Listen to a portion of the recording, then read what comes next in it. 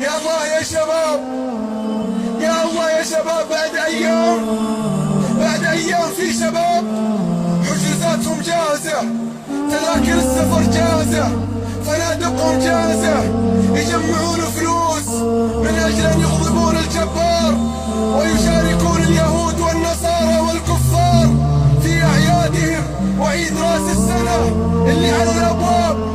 يا شباب تهدر أموال بالمليارات من أجل أن نشارك اليهود والنصارى في أعيادهم.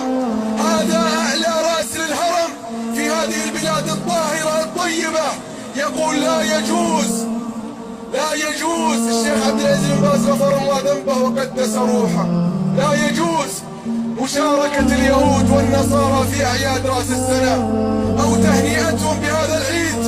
وإن أتى ممن يتسمون بالمشايخ ويقولون يجوز ويتكلمون باسم الإنسانية، كذبوا وربي، خابوا وخسروا وساقفوا وتقفون الأمة جمعاء في وجوههم أمام الله. أين عزة المؤمن؟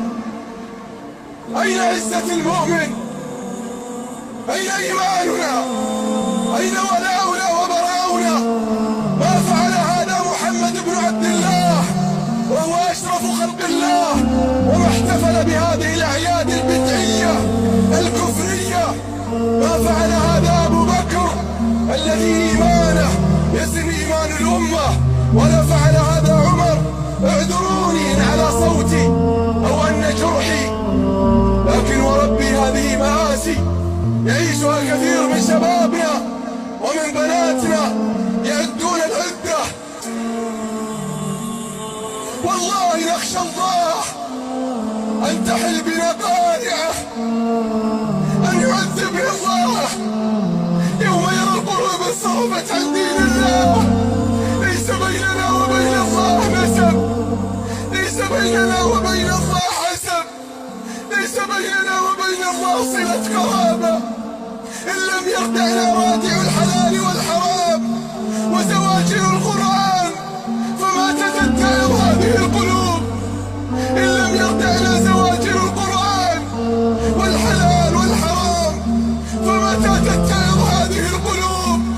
أقول لكل مسلم ينوي أن يشارك في هذه الأعياد أو يسافر إلى دول تحتفل بهذه الأعياد أو يستأجر السماحات أو كبائن أو شاليهات، أقول له اتق الله، اتق الله.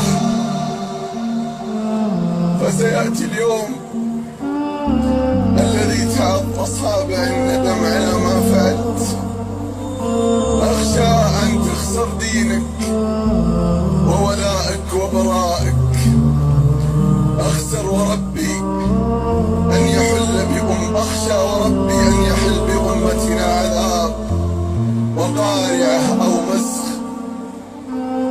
فالله الله أن نعظم الله وأن ننكر بقلوبنا وبألسنتنا هذا الفعل الذي يفعله من يتسمى بأسمائنا ومن يدين بديننا، لكنهم يعيشون في غفلة وها نحن نقيم عليهم الحجة.